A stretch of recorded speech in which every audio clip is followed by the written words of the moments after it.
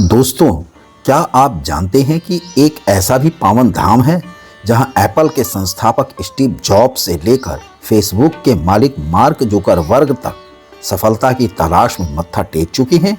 जी हां, आज सिर्फ दिग्गज हस्तियां ही नहीं बल्कि दुनिया के कोने कोने से लाखों श्रद्धालु यहां अपने मन की शांति और सफलता का मार्ग तलाशने आते हैं। यह दिव्य स्थल कोई और नहीं बल्कि उत्तराखंड की खूबसूरत पहाड़ी में बसा नीम करौली बाबा का कैंची धाम है। दोस्तों, मैं अनिरुद्ध पांडे आज के इस वीडियो में मैं आपको ले चलता हूं कैंची धाम के उस पावन सफर पर जहां की वादियों में एक असीम शांति विहरी हुई है। तो चलिए मेरे साथ और स्वीकार करिए कैंची धाम से मेरा प्रणाम। अचानक एक दिन प्लान बना उत्तराखंड चलने का। तय हुआ कि सबसे पहले नीम करौली बाबा के दर्शन किए जाएंगे। हमने ट्रेन की जगह बस का विकल्प चुना। शाम 5 बजे बनारस के लहरतारा से हमारी बस रवाना हुई और अगली सुबह 7:30 बजे तक हम पहुंच गए हल्द्वानी, जिसे उत्तराखंड का प्रवेश द्वार कहते हैं। हल्द्वानी से कैंची धाम और नैनीताल के लिए सीधी बसें हैं और टैक्सियां आसानी से मिल जाती हैं। हमने आगे के सफर के लिए टैक्सी ली, जिसकी बुकिंग हम बनारस से ही करा चुके। जैसे ही हमारी गाड़ी पहाड़ों की ओर बढ़ी, माहौल बदल गया। घुमावदार सर्पीली सड़कें, दूर दूर तक फैले हरे भरे सघन जंगल और पहाड़ियां। ऐसा लग रहा था मानो प्रकृति अपने हर स्वरूप में हमारा स्वागत कर रही हो। कैंची धाम पहुंचने से पहले नैनीताल का रास्ता कटता है। भाई साहब, अप्रैल में यहाँ भारी ट्रैफिक जाम का सामना करना पड़ता है। नैनीताल और कैंची धाम दोनों ही रास्ते गाड़ियों से पटे थे। अगर आप सुकून से दर्शन करना चाहते हैं तो अप्रैल के शुरुआती दिनों में आए। अप्रैल के अंत में इतनी भीड़ बढ़ जाती है कि मात्र 5 किलोमीटर का रास्ता तय करने में 2.5 से 3 घंटे लग जाते हैं। यही नहीं, यहाँ की शिकंजी और नींबू पानी भी 80 रुपए प्रति गिलास तक बिकने लगते हैं, यानी वस्तुएं बहुत महंगी हो जाती हैं। हम 10 साढ़े 10 बजे पहुँच गए कैंची धाम। हमें रात में रुकना नहीं था, इसलिए हमने मंदिर के पास से कुछ घंटों के लिए एक कमरा लिया।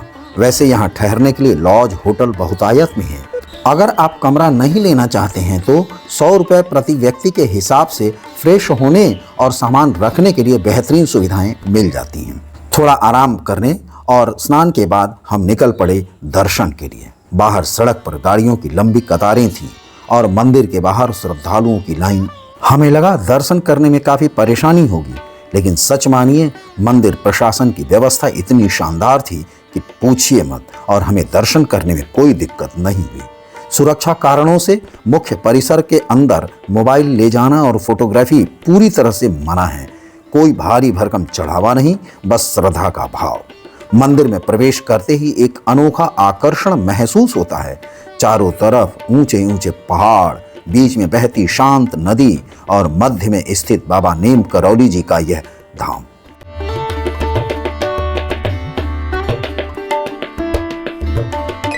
सफेद शिखर वाला मंदिर बाबा नीम करौली जी का है। शास्त्रों में शिखर दर्शन का भी बहुत महत्व बताया गया है, इसलिए हमने बाहर निकलकर शिखर के भी दर्शन किए।